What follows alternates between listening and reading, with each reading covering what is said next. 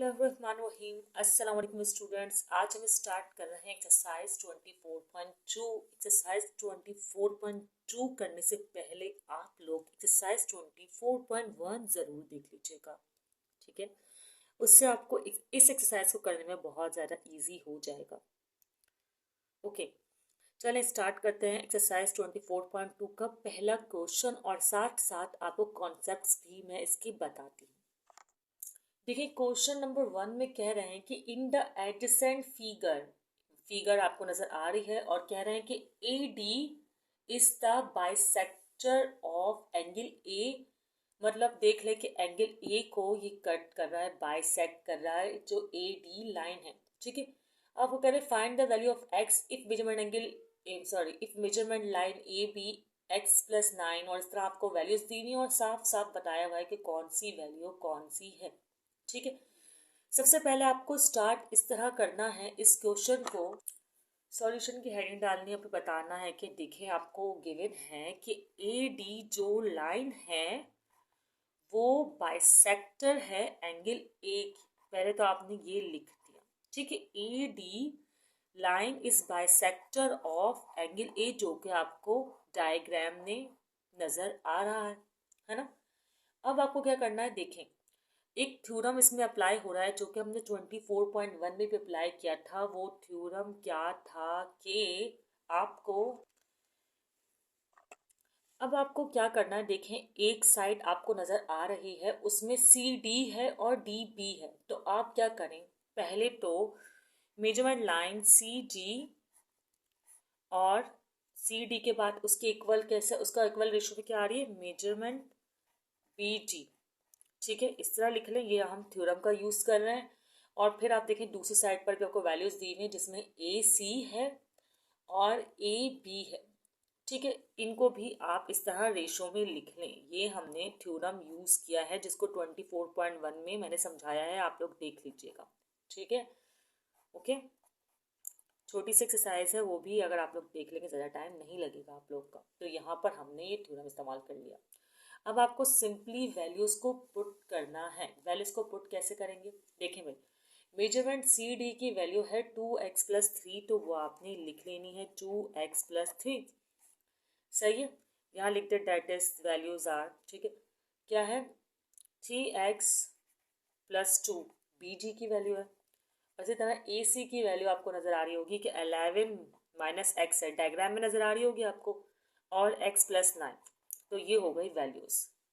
अब बस आपको इसको सिंप्लीफाई करना है। तो देखिए क्रॉस मल्टीप्लाई हो जाएगा, 2x+3 एज इट इज रहेगा, x+9 यहाँ आकर हो जाएगा मल्टीप्लाई इस तरह, बल्कि x+9 जो वहाँ लिखना चाहिए, चले कोई बात नहीं। इस तरह 11x एज इट इज रहेगा और 3x+2 मल्टीप्लाई हो जाएगा इस तरह, ठीक है। फिर आप इसको मल्टीप्लाई करें, 2x आर 2x² हो जाएगा, फिर 2x 9 जार हो जाएगा, 2x 9 जार हो जाएगा, 9 2 जार 18x हो जाएगा, ठीक है। इसी तरह 3x आएगा आंसर और 3 9 आपके पास आएगा 27। इस तरह 11 3 jar 33x, 11 2 jar 22, 3x are minus का 3x² और माइनस प्लस माइनस माइनस का 2x। तो ये आपके पास इस तरह वैल्यूज आए। फिर आप लोगों ने क्या करना है कि इसे आप जो सॉल्व कर लें, सबको एक साथ अलाइन कर लें। तो चले पहले सॉल्व कर लेते हैं। देखें 2x² तो एज इट इज रहेगा, 18 और 3 ऐड हो जाएंगे क्योंकि सेम वेरिएबल्स है, तो +21x हो जाएगी इसकी वैल्यू। +27 भी आप एज इट इज रहने दें। फिर आप ऐसा करें कि माइनस का 3x² ना स्टार्ट में लिखें और 33 में से 2 को कर दें माइनस, तो ये हो जाएगा प्लस का 31x और ये प्लस का 22 भी एज इट इज लिख लें। अब अभी और सिंप्लीफाई करना है आपने। इसको क्या करना है कि ये 2x² है तो ये माइनस का 3x² इस साइड आकर पॉजिटिव का 3x²।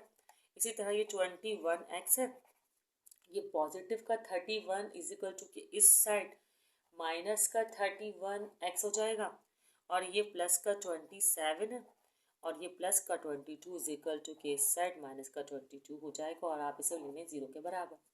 अब इनको सॉल्व करें, 2 और 3 हो जाएंगी 5x² और प्लस 21 में से 31 जब आप सब्ट्रैक्ट करेंगे तो आंसर आएगा आपके पास माइनस का 10, ठीक है।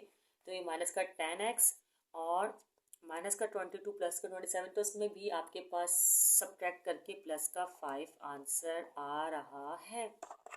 अब आप देखिए इसमें से कॉमन निकल रहा है जो कि है 5, तो 5 ले लें आप कॉमन और फिर लिख लें एक्स स्क्वायर माइनस 2x क्योंकि 2 5 से 10 होता है और फिर प्लस 1, बिल्कुल 1 1। आप ये 5 इस इक्वल टू के साइड आकर हो जाएगा 0, सिर्फ बचा एक्स स्क्वायर माइनस 2x और प्लस 1 एग्जैक्टली। अब आप देखिए मिडिल टर्म मेकिंग हो रही है, बिल्कुल मिडिल टर्म मेकिंग हो रही है, बहुत आसानी से हो रही है। 1 1 ज़ा 1, तो ऐसा स्प्लिट करें कि 1 1 ज़ा 1 हो, तो बहुत सिंपल है। आपको करना यह है कि माइनस एक्स और माइनस एक्स में स्प्लिट कर दें, तो 1 1 ज़ा 1 और ऐड करके 2, तो ये इस तरह आपके स्प्लिट हो गए वैल्यूज़। अब क्या करना है, अब आपको ये करना है कि इनमें कॉमन आप चेक कर लें। इन दोनों में कॉमन है x, तो यहाँ पर आ गया x माइनस 1। इन दोनों में कॉमन है माइनस का 1, तो ये आ गया x माइनस 1। माइनस जब आप कॉमन लेते हैं तो साइन चेंज हो जाता है। तो इन शॉर्ट कि अब क्या होगा, कुछ नहीं होना, क्वेश्चन सॉल्व होना। तो ये x माइनस 1 और कॉमन निकल गया और ये x जो रिमेनिंग था x माइनस 1, ये आपने एज इट इज लिख दिया, ठीक है। अब आपको पता है कि आपको x माइनस 1 के को बराबर ले लेना है 0 के और x माइनस 1 को बराबर ले लेना है 0 के, तो x की वैल्यू आ गई आपके पास पॉजिटिव का 1 और यहाँ पर भी x की वैल्यू पॉजिटिव का 1 ही आ रही है। अब क्वेश्चन में सिर्फ यही नहीं कहा था कि आप x की वैल्यू मालूम करें, आपको ये भी कहा था कि आप स्पेसिफाई करें टाइप ऑफ ट्राइंगल। तो आप टाइप ऑफ ट्राइंगल को स्पेसिफाई करने के लिए हमें देखना होगा कि साइड्स की मेजरमेंट क्या है, तो उस हिसाब से हम पहले मेजरमेंट्स निकाल लेते हैं। अब मेजरमेंट ए बी की बात करते हैं पहले। तो मेजरमेंट ए बी आपको गिवन है यहाँ पर x प्लस 9, ठीक है, सवाल में नज़र आ रहा होगा आपको। और मेजरमेंट ए बी के बाद आता है ए सी का नंबर और वो आपको गिवन है 11 माइनस एक्स, ठीक है। पहले चले इनको वैल्यू को डिटरमाइन करते हैं। x है 1, तो 1 प्लस 9 आपके पास आएगी वैल्यू 10, तो ये तो आ गया 10, ठीक है। इसी तरह 11 माइनस एक्स, 11 माइनस एक्स मतलब माइनस 1, तो 11 में से 1 आप सब्ट्रैक्ट करेंगे तो आंसर आएगा 10। तो दो आंसर्स तो ये हो गए और आपको तीसरी साइड भी निकालनी होगी, मेजरमेंट एंगल ए बी ए सी।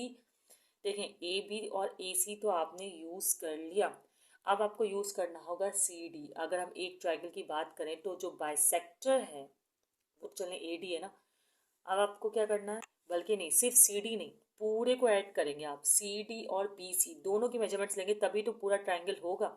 अगर आप सिर्फ सी डी को चूज़ करेंगे तो वो तो हाफ है, ट्राइंगल की साइड पूरी मुकम्मल नहीं होगी। तो आपको क्या करना होगा, मेजरमेंट लाइन सी डी और मेजरमेंट लाइन बी सी, इनको सपोज करना होगा। तो चलिए मैं इसको यहाँ पर करके दिखाती हूँ। सी डी जो है वो है 2x प्लस 3, सही है। इसी तरह जो ये बी सी है वो है आपके पास 3x प्लस 2, ओके। अब क्या होगा, 2 इस तरह ब्रैकेट बना लें, 2 है, x की वैल्यू 1 है और प्लस 3, और यहाँ पर भी 3 1 और प्लस 2, सही। तो 2 1 ज़ा 2, 2 प्लस 3 आंसर आएगा 5। इसी तरह 3 1 ज़ा 3, 3 प्लस 2 5, तो आपके पास इसकी मेजरमेंट भी आ गई जो कि है 10। तो ये तीनों जो है बराबर आई हैं साइड्स। अब जब तीनों साइड्स बराबर हो गई हैं तो हम इस ट्राइंगल को क्या कह सकते हैं, हम इसको कह सकते हैं कि भाई ट्राइंगल ए बी सी, क्योंकि पूछा है ना इससे स्पेसिफाई करें तो ट्राइंगल की टाइप कौन सी है, तो ये है एक इक्विलेटरल ट्राइंगल, ठीक है। और यहाँ पर आप इस तरह जो उनका क्वेश्चन था वो आपने उसका आंसर कर दिया, ठीक है, इक्विलेटरल ट्राइंगल, ओके। क्योंकि जिस ट्राइंगल की तीनों साइड बराबर होती हैं वो इक्विलेटरल ट्राइंगल कहलाता है। चलिए क्वेश्चन नंबर 2 स्टार्ट करते हैं। स्टूडेंट्स अब क्वेश्चन नंबर 2 आपको नजर आ रहा होगा। क्वेश्चन नंबर 2 में आपको क्या कह रहे हैं, कह रहे हैं इन द एडजेसेंट फिगर, देखिए ये दोनों फिगर्स हैं जो कि मैंने थोड़ी सी पता नहीं शायद क्लियर नहीं बनाई है, ठीक है, लेकिन आप क्वेश्चन में भी देख सकते हैं कि फिगर्स बनी हुई हैं। कह रहे हैं दो adjacent figures triangle P Q R और triangle A B C are similar. चलें, अच्छा आपको गिवन दे दिया कि दोनों जो फिगर्स हैं वो सिमिलर हैं। Find the values of x and y. अब देखें एक्स यहाँ है और वाई यहाँ है, इनकी वैल्यूज हमें मालूम करनी है। ओके, फिर कह रहे हैं if length of sides are indicated in the figure, और कुछ साइड्स की लेंथ जैसे ये रही, ये आपको इंडिकेट की हुई है फिगर में। चले, हमने इनका क्वेश्चन तो समझ लिया कि हमें दो फिगर को सिमिलर कंसिडर करके, मतलब थ्योरम अप्लाई करके एक्स और वाई की वैल्यू मालूम करनी है, जैसा कि हम अब तक करते हुए आ रहे हैं। चलें स्टार्ट करते हैं कि हम इसे कैसे करना है। चलें लिखते हैं। ट्राइंगल बराबर है तो पहले तो आप लोग लिखें कि भाई ट्राइंगल ए बी सी जो है ना वो बराबर है ट्राइंगल पी क्यू आर के। खैर ऐसे भी लिख सकते थे कि ट्राइंगल पी क्यू आर बराबर है ट्राइंगल ए बी सी के, एक ही बात है। ठीक है, जहाँ से मैंने सीखा है तो इस तरह ही मैंने लिख रही। ठीक है, आर सिमिलर। अब आगे क्या कह रहे हैं कि देयरफॉर या since their corresponding sides are also equal. ये तो हम थ्योरम इस्तेमाल कर रहे हैं। जब ट्राइंगल सिमिलर होती हैं तो इनकी कॉरस्पॉन्डिंग साइड भी क्या होती हैं, वो बराबर होती हैं। तो जल्दी से मैं लिख देती हूँ, their corresponding sides are equal. ठीक है, चले ये तो हमने केस बता दिया, ये तो आसान है। चले अब थ्योरम अप्लाई करके इनकी साइड्स को भी लिख लेते हैं। कैसे, देखें ये ए बी है ना, तो बिल्कुल इसकी कॉरस्पॉन्डिंग साइड हुई पी क्यू, तो आप लिखेंगे मेजरमेंट लाइन ए बी और इसकी कॉरस्पॉन्डिंग साइड क्या है, देखें पी क्यू, तो पी क्यू लिखना है आप लोगों को। ओके, अब दूसरी साइड, तीनों साइड्स को लिखेंगे आप लोग वन बाय वन। अब बी सी को सपोज करेंगे तो क्यू आर। ठीक है, तो B C and then Q R. Okay, फिर अब क्या होगा, इसी तरह आप तीसरी साइड बच गई आपके पास, कौन सी है वो साइड, ए सी। ठीक है, ए सी, देखें पी क्यू ए बी आपने चूज कर ली, क्यू आर बी सी। अब है ए सी और पी आर, तो यहाँ पर आप लोग लिख लें ए सी और पी आर। सही है, तो ये तो आपने अभी थ्योरम अप्लाई किया। अब इनकी जो वैल्यूज है वो भी आप लिख लें। ए बी की वैल्यू क्या है, देखिए खुद ही आप, ए बी की वैल्यू 3 है, आपने 3 लिख दिया। सेंटीमीटर साथ नहीं लिखें या लिखें कोई फर्क नहीं पड़ता। पी क्यू है, पी क्यू की वैल्यू 9 है, आपने 9 लिख दिया। इसी तरह सबकी वैल्यूज आप लिख देंगे। बी सी की वाई है, वाई लिखा आपने, और क्यू आर की 12 है, 12। इसी तरह ए सी की एक्स है, एक्स, और पी आर की 6 है, 6 लिख दिया। तो ये आपने वैल्यूज लिखी हैं अभी। अब देखें, अब आपको क्या करता है कि आप ऐसा करें कि इन मेजर्स को यूज करते हुए 3/9 को एक बार y/12 के साथ लिखें और एक बार 3/9 को x/6 के साथ लिखें। क्यों भाई, देखें अगर ये दोनों बराबर हैं तो ये दोनों भी बराबर हैं। दैट्स मीन अगर ये 2 है तो ये भी 2 है और ये भी 2 है। ओके, तो मैं एक बार 3/9 के सामने y/12 को लिख रही हूँ और एक बार 3/9 के सामने x/6 को लिख रही हूँ। मैं कह रही हूँ कि दोनों भी बराबर हैं और दोनों। ठीक, अब इस वैल्यू को यूज करके हम वैल्यू डिटरमाइन करेंगे y की। 12 यहाँ डिवीजन में, वहाँ जाकर हो जाएगा मल्टीप्लाई में। तो आप क्या करें, बस 3 लिखें और 12 लिखें और ये 9। ठीक है, और ये y। ओके, अब यहाँ भी आपने ऐसे ही करना है। क्या करना है कि 6 यहाँ डिवाइड में इस साइड पर इज इक्वल टू के इस साइड पर, ये हो जाएगा मल्टीप्लाई में, तो देन आप मल्टीप्लाई में इसको लिख लें। फिर आपको करनी है कैंसिलेशन। चलिए कैंसिलेशन करते हैं। 3 1 ज़ा 3, 3 3 ज़ा 9। इसी तरह 3 1 ज़ा 3 और 3 4 ज़ा 12, तो 4 आ गया आंसर। इसी तरह 3 1 ज़ा 3, 3 3 ज़ा 9, 3 1 ज़ा 3, 3 2 ज़ा। तो आपके पास 2 आंसर्स आ गए हैं जो कि आपको क्वेश्चन में रिक्वायर्ड थे। y की वैल्यू भी आ गई आपके पास जो कि 4 है, और x की वैल्यू भी आ गई आपके पास जो कि है 2। x और y की वैल्यू थेल्स थ्योरम के इस्तेमाल से आ गई है। आप लोग चाहे तो स्क्रीनशॉट इसका क्लिक कर सकते हैं और फिर हम जल्दी से स्टार्ट करते हैं क्वेश्चन नंबर 3। क्वेश्चन नंबर 3 में कह रहे हैं कि let A1 A2 be the areas of 2 similar triangles. Triangle ABC, जो आपको दोनों ट्राइंगल नजर आ रहे हैं, ट्राइंगल ABC और triangle PQR respectively. Find A2 if A1 आपको एरिया 1 दिया हुआ है जो कि 28 सेंटीमीटर स्क्वायर है, और एरिया सेकेंड ट्राइंगल का एरिया आपको मालूम करना है और एक साइड भी गिवन है। तो अब इसमें किस तरह आप मालूम करेंगे दूसरे ट्राइंगल का एरिया, तो वो आप लोग अभी सीखेंगे।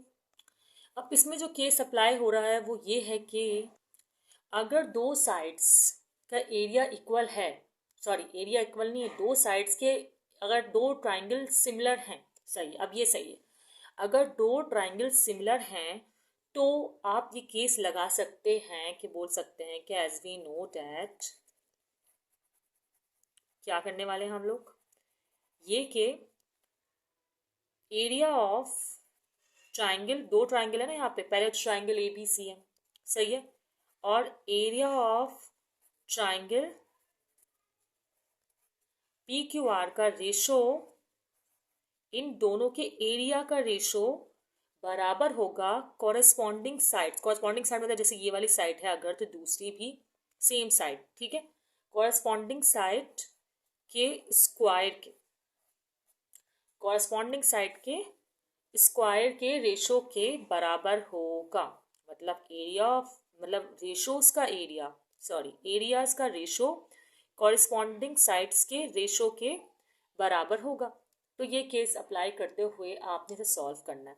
अब area of a triangle ABC आपको गिवन है 28, जबकि एरिया ऑफ ट्राइंगल PQR आपको रिक्वायर्ड है, तो आप इसको x सपोज कर लें, सही है। अब जो मेजरमेंट एंगल AB है वो आपको गिवन है जो कि है 4x स्क्वायर, सही है, और 2x स्क्वायर, मतलब ये तो स्क्वायर तो फॉर्मूले का हो गया, केस का हो गया। अब क्या होगा, 28 तो एज इट इज रहेगा, ये x भी एज इट इज, ये 4 4 हो जाएगा 16x स्क्वायर, और ये 2 2 4x स्क्वायर हो जाना है, ठीक है। अब इस तरह की वैल्यूज आ गई हैं, और यहाँ मेंशन कर दें कि आपने A2 को x के बराबर सपोज किया है। अब देखें एक्स स्क्वायर से एक्स स्क्वायर तो हो गया कैंसिल, और 4 1 ज़ा 4, 4 4 ज़ा 16, तो यहाँ पर आपके पास सिर्फ 4 रिमेनिंग है। तो आप यहाँ पर लिख दें 28 is equal to 4 divide by x. अब ये x इज इक्वल टू के इस साइड पर और 4 डिवाइड में, तो किस तरह आप एक्चुअली वेरिएबल लेफ्ट है ना, लेफ्ट साइड पर लिखना होता है, तो इस तरह समझें कि 28 4 ही यहाँ शिफ्ट हुआ है और x वहाँ शिफ्ट हुआ है, x इधर और 4 इधर, ठीक है ना। तो क्या हो जाएगी वैल्यू, अब देखें 4 1 ज़ा 4 और 4 7 ज़ा 28, तो x की वैल्यू आ गई 7। तो इसका मतलब एरिया आ गया, इसको आप सेंटीमीटर स्क्वायर कहते हैं क्योंकि आप तो एरिया निकाल रहे थे। और यूं भी लिख दें कि A2 area of second triangle आ गया 7 सेंटीमीटर स्क्वायर। तो यहाँ पर एक क्वेश्चन हुआ सॉल्व, सही है, ठीक है। ये आपका आंसर आ गया। आप लोग स्क्रीनशॉट इस क्वेश्चन का भी चाहे तो क्लिक कर सकते हैं। अगर कोई क्वेश्चन हो तो कमेंट सेक्शन में पूछ लीजिएगा। अभी फ़िलहाल हम यहाँ पर 3 क्वेश्चन ही कर रहे हैं। नेक्स्ट वीडियो में मैं आपको जो रिमेनिंग इस एक्सरसाइज के क्वेश्चन है वो मैं आपको करवा दूँगी।